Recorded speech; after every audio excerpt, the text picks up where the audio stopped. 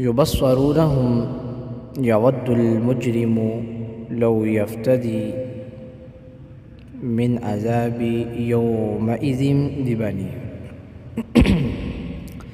قیامت کے دن جب مجرم لوگ جہنم کو دیکھ لیں گے تو اس وقت اپنا سب کچھ قربان کریں گے صرف جہنم سے بچنے کے لیے۔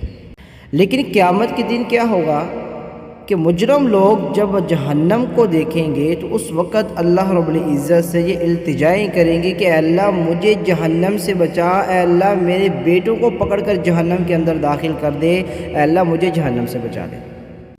وصاحبتہ واخی، اے اللہ میرے بھائیوں کو پکڑ، ان کو پکڑ کے جہنم کے اندر اے اللہ پھینک دے، اے اللہ مجھے جہنم سے بچا لے۔ یعنی کہ اپنے آپ کو جہنم سے بچانے کے لیے طرح طرح کے راستے اپنا رہا ہے اور اللہ رب العزت سے التجائیں کیا جا رہا ہے۔ وصاحبتہ واخی وفصیلتہ التی تؤوی ومن فی الارض جمیعا ثم ینجی، اے اللہ مجھے نجات دے جہنم سے، اے اللہ اس کے بدلے میں میری بیوی کو پکڑ، اس کو جہنم کے اندر داخل کر، اے اللہ اگر تو پھر بھی نہیں راضی، اے اللہ پوری کائنات کے اندر بسنے والے لوگ جتنے بھی ہیں، اللہ میرا خاندان جو ہے، اللہ اس کو پکڑ جہنم کے اندر داخل کر، اے اللہ مجھے جہنم سے بچا، ثم ینجی مجھے نجات دے دے۔ اللہ رب العزت سے یہ التجا ہے۔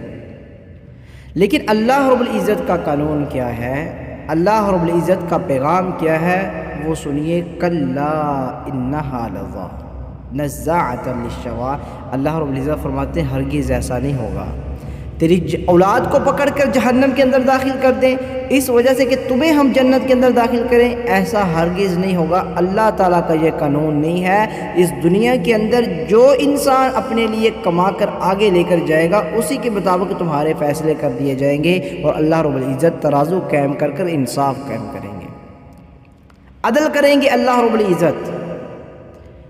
آج اس دنیا کے اندر اپنی اولاد کی خاطر کاروبار کے اندر پڑ گئے اور اللہ رب العزت کی نمازوں کو، اللہ تعالیٰ کی عبادات کو چھوڑ دیا، اللہ اور اس کے رسول کی باتوں کو اپنے کمر کے پیچھے ڈال دیا، اور مقدم رکھا تم نے تو اپنے رشتہ داریوں کو مقدم رکھا اور اپنے اہل و عیال کو مقدم رکھا کہ میں ان کے لیے کاروبار کرتا ہوں۔ کاروبار کرنے سے اسلام منع نہیں کرتا، لیکن کاروبار کے ساتھ ساتھ اس سے پہلے مقدم اسلام ہے، اللہ تعالیٰ کی عبادت ہے اور نماز ہے۔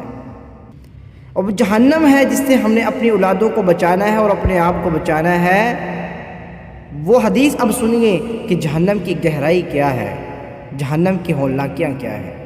حضرت ابو ہریرہ رضی اللہ تعالیٰ عنہ کہتے ہیں